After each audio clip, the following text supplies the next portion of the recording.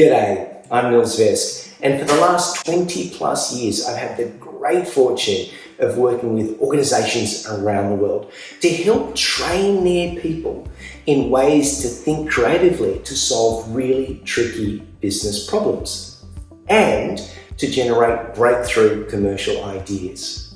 But it wasn't always like this, and in fact it had some very humble beginnings. I kind of remember encouraging or invited, but probably coercing some of my very brave buddies to come to my experimental workshops where I was testing out some very unorthodox techniques to help people generate ideas. And over those 2 decades, that career progressed in leaps and bounds to a point that now I have the great fortune of working with CEOs and executives in boardrooms, running programs across organizations and also speaking on stages in front of hundreds, if not thousands of people. But here's the thing. One of the things that I've learnt, which really surprised me, is that the most successful people I've come across and have met and seen in action in business aren't the ones that work longer hours than anyone. They're not the people that seem to work harder, nor are they the people that seem to pore over data after data after data. No, they're the people that look at problems creatively and dare to think different. And that's exactly what this video is about today. I want to share with you some of the biggest learnings, 5 of them in particular, that have really catapulted my career, so that you don't make some of the mistakes, or the people that you work with don't make the mistakes that myself and so many other people have made that can cost you so much time and energy and create frustration for you. And what this will do for you is to create some practical and tactical ways that you can use this to help accelerate your results and your career. Now, a moment of honesty for you. I didn't start my career working in innovation labs or helping people come up with brilliant ideas. I started my career as a designer. And one of the first big lessons I really got was working in a group design project in my first year at design school. And there was a guy in this group of ours, I think we were about 4 or 5 people, who just, to me, seemed like he had a superpower of creativity. It was like bam, bam, bam, he was generating ideas to help solve this design project. Not only was he great at generating ideas, but he was really good at prompting people to come up with ideas as well. And for a little while, I felt pretty depressed, thinking, oh gosh, I'm not cut out for this degree. I don't have the superpower, the genetic gift of creativity. But after a couple more sessions working with him and finding out a little bit more about his background, I worked out that he was simply using an effective innovation or idea generation process. And that's when the penny dropped for me. I realized that creativity is not a genetic gift, but rather it's a trainable mental muscle. And the great news is there's not a single person who isn't capable of developing that mental muscle. And why this is really important for either yourself or for your team members or the people around you to understand is that if you've got a limiting belief, or those thoughts that pop out every now and then saying, I'm just not creative, well, that belief is wrong. We all have the ability to become creative geniuses. All we need to do is to strengthen that mental muscle. Creativity isn't a talent badge. It's simply a mental muscle training. And that leads me on to my second big lesson that I had in my career, and hopefully it works for you too. And it actually started in my first job out of uni. And I was working as a designer for an amusement design park organization. So imagine people that are designing the next Disneyland and so on. And the project I was working on was to design a Ripley's Believe It or Not museum. And for a good reason, my head designer could see I was a little bit out of my depths, because here's the thing, I had studied landscape architecture, and here I was working on the interior design of a museum. I was floundering like a fish out of water. But luckily this guy, Dovey, pulled me aside. He could see I was struggling, and he said, look, Nils, I know you studied landscape architecture and this is interior design, but here's what you've got to know. Design is universal. And as he said that, I kind of thought, come on. And he said, well, you can, just as you can design a garden, you can design the interior of this museum. How is it going to make you feel? Where do you want people to walk? What do you want people to see? What do you want them to experience? What do you want them to touch? And as I went through that career and that first job, I realized he was totally right, that design is universal. And as simple as that sounds, that truth has stayed with me, not only when I was a designer in my career, but also throughout business. Because here's the thing, design principles are universal. One type of principle can be applicable for anything. So let's think about it. If you were to design a smoother customer experience, they would use the exact same design principles as to designing a breakthrough product, which uses the exact same principles to reinvent or create an amazingly effective, cost-efficient business process. Design is universal. And why this is so important is that sometimes we might be having to solve a really complex problem or come up with a new business solution, and we might be thinking, oof, it's all too hard. If you can find the principles that make things good, as in a good design, and apply those principles to your problem, you can solve nearly anything. Design is universal. And that leads me on to the third breakthrough in my career, and also one of the biggest lessons I learned. Now, I had the great fortune of having a paid mentor by the name of Matt Church. He was, and probably still is, one of the top 10, voted one of the top 10 best professional speakers in the world. And even though my interest wasn't in his personal or his professional topic, his ability to commercialize ideas for communication was something that I was really interested in. And so apart from forking out loads and loads of money, it was all worth it. I also spent time shadowing him, going to his events to learn more to accelerate my career as a professional speaker at that stage. And one of the big changes was, I remember we were coming back from an event that was down a couple of hours out of our major city. And as we were driving back, I was sharing a few thoughts and a few different ideas. And he sort of turned to me and said, Nils, how do you come up with all of your ideas? And I kind of thought, well, it's kind of what I used to do when I was a professional designer.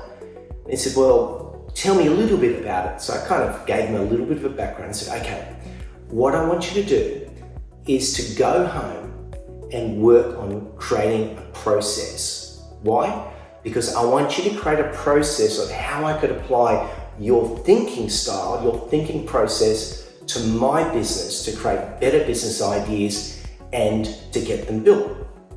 So I went, okay, I'm up for the challenge.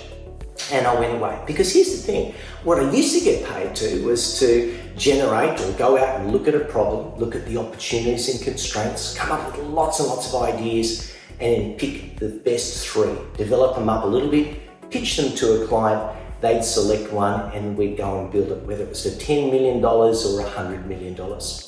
And as I started to think of what Matt was trying to do in his business, I just got clearer and clearer about how to document this process in a way that he could replicate it in his business. And when I'd finished, which was a few weeks later, I went back and said, here's what I got. He said, I like it.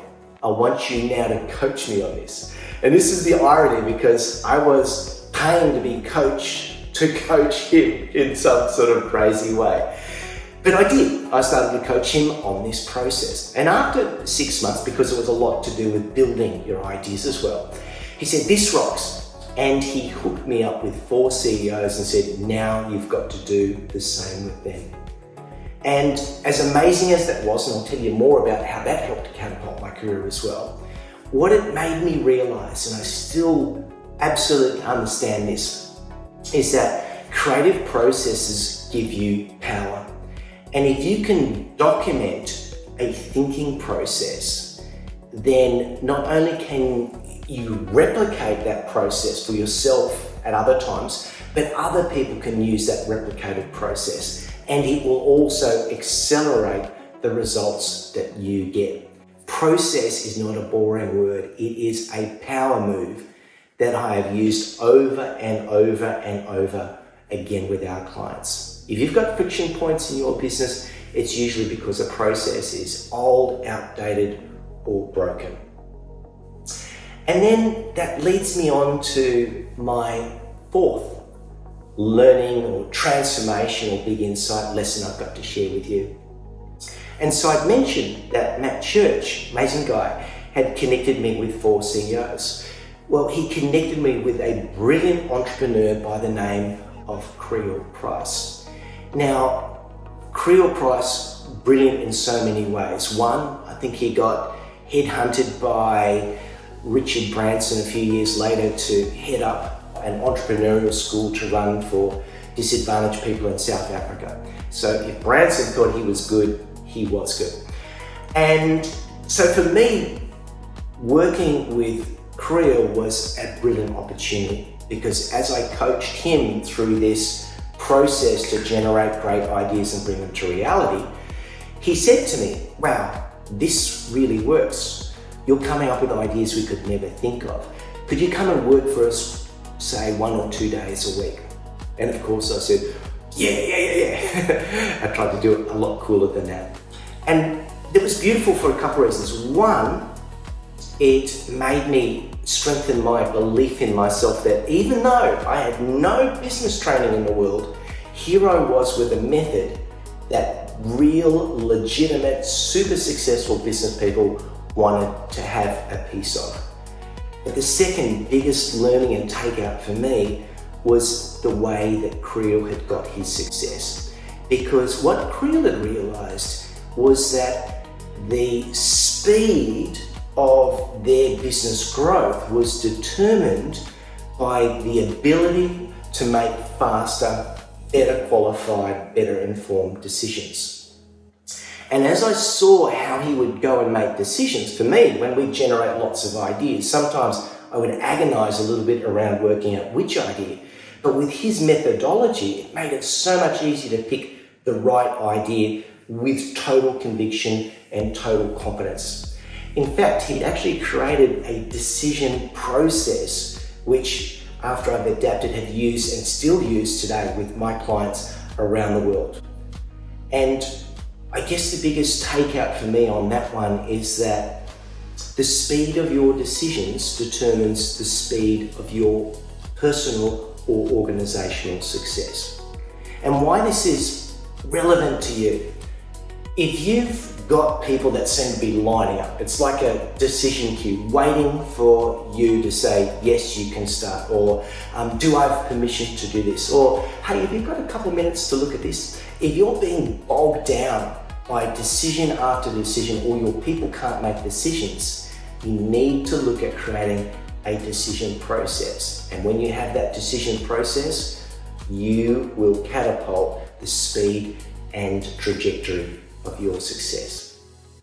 All right, the fifth and final big lesson I want to share with you came a little bit later in my career. I think it might have been 2016, if I can remember well.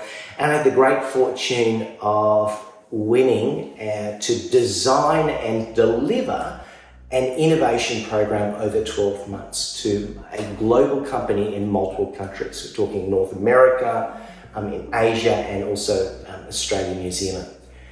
And when I had the project running, the first on the ground type of activity for me was to do an innovation culture audit. Now, audit may not sound like a very sexy word, so a better way to think about this is it was really an anthropological study of the culture and behaviours that were creating or hampering the innovation for this organisation. And I would go around watching what people would do. I would ask them questions. I'd pop out from behind the chair and say, "Hey, curious, what are you doing that for? Tell me more." And it led me to sitting in on one design meeting. I think it was with an R&D team. And in this room, there was probably about 10 brilliant minds. They all had PhDs. You know, you're just sort of like, oh, we're in awe with their brilliant intelligence. And they had a problem to solve.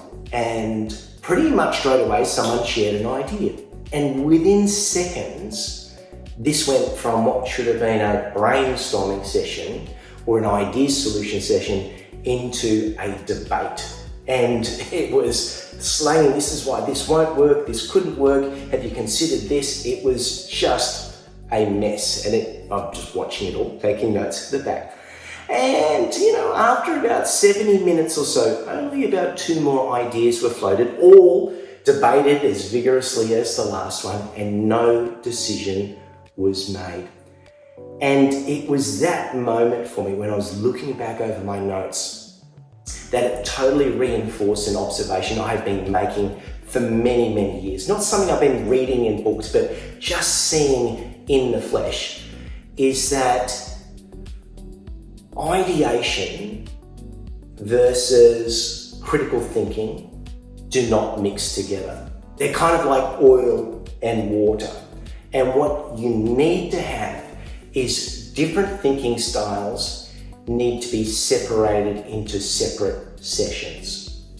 And so one of the things that we shared with them, and we worked strategically with this organization, was to help them really realize that having that permission for people to debate and challenge an idea when ideas were only just starting to get generated was absolutely killing innovation. So he said, you've got to do that at a different time, preferably the next day.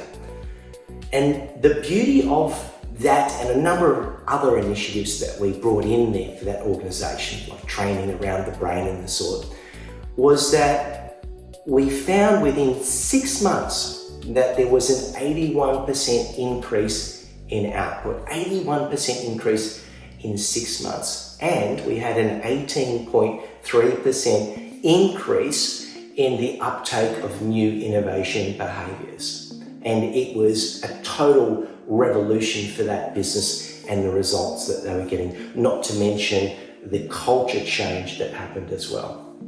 And so why this is really important for you, and when you're working with your team or teams around you, is that it is so easy to be invited into a brainstorming session, but they almost always turn into a painstorming session. Please, please, please, if you're going to solve a problem, when it's about ideas, just do ideas. And have a rule, no slanging of ideas. Save the critical thinking for the next day, or even better, a couple of days later. It will save you so much grief, and you will find rather than having 1 or 2 okay ideas, you'll be having 20, 30, 40, 50, 100 ideas that enable you to get the top 15 brilliant breakthrough ideas. Again, thinking styles, creative thinking and critical thinking do not mix. Have separate sessions for those separate thinking styles. Okay, so let's start to wrap this whole thing up. The biggest takeout, I reckon, from all of this is that creativity isn't something that should just be for artists or just be for inventors. And in fact, I would argue that creative thinking, especially when it comes to solving problems and generating ideas, is one of the most important business skills anyone can have.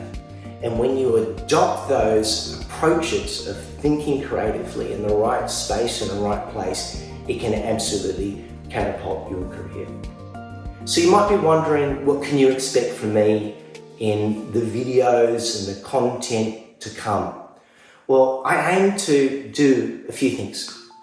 The first thing I really want to do is to share with you tactical yet practical methods to help you train your brain to be able to solve those really complex business problems, and at the same time to be able to think outside of the box, if I dare use that euphemism, to generate breakthrough ideas. And the one thing I do know is that there are barriers that pop up.